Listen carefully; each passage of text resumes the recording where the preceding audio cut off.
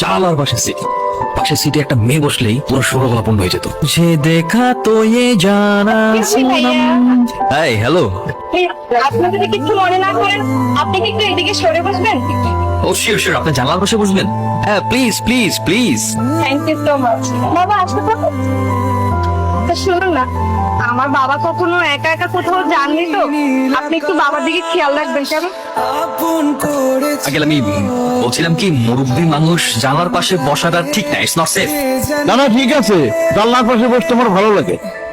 স্বপ্ন সীমানা ছুঁয়ে হ্যালো বাবা, ট্রেনে উঠছো? হ্যাঁ ট্রেনে উঠেছি। তুই কিন্তু কে জানে আমার মোবাইল তো চলে নিয়ে গেল। হ্যালো, দেখছেন কিভাবে কি হয়ে গেল? আমি আপনাকে বারণ করছিলাম জানলার পাশে বসে নিন, it's not safe for beginners. খুঁজে